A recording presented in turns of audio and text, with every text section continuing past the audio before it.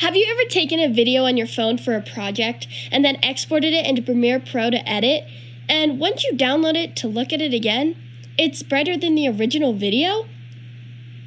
Well, here's how to fix it.